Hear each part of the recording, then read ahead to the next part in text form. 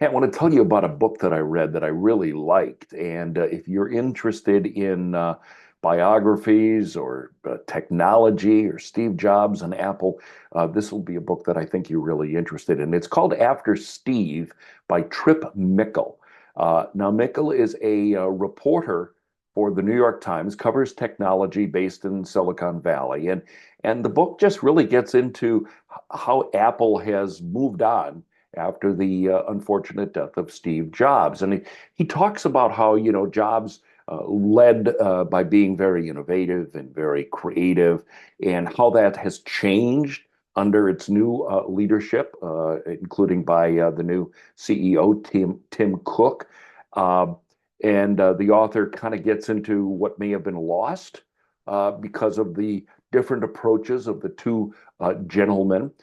He talks about Joni Ivey, who was a close confidant of Jobs, who was really seen as Jobs' probable successor, because he was also known as a great designer. He was one of the closest collaborators with Jobs on a lot of Apple's ventures, and but he didn't get the job. Tim Cook was selected over Ivey, and Tim Cook was seen as a numbers guy.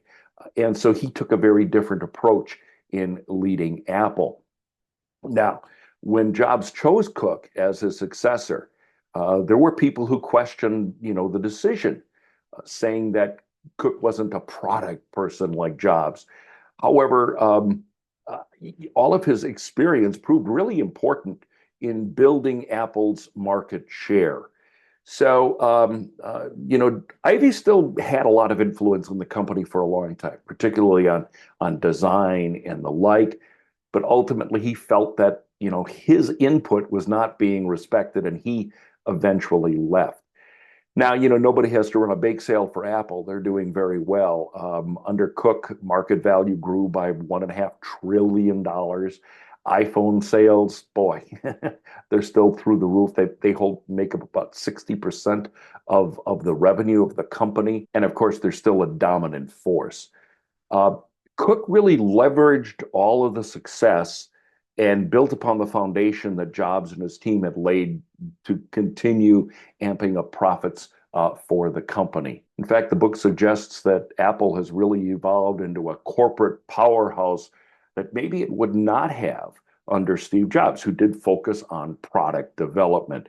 But the author also says that he feels that a lot of that creative juice that Jobs brought to the company is no longer there, and kind of questions whether the future success of Apple under Cook's financial focus has really come at the expense of all the innovative spirit that we once saw from the company. There was a phrase in the book that I really liked, and that was speculating as to whether Apple lost its original creative soul.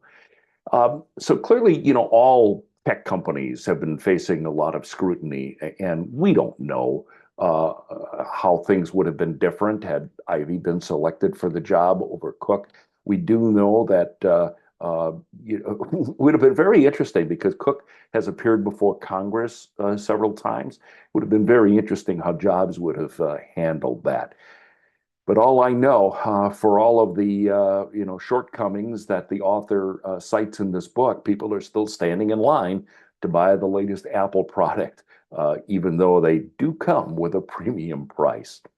So this is really kind of a what if book. What if Ivy or someone else would have become Jobs' successor? A lot of speculation, but I did like the fact that we really get to go behind the scenes of one of America's most successful companies.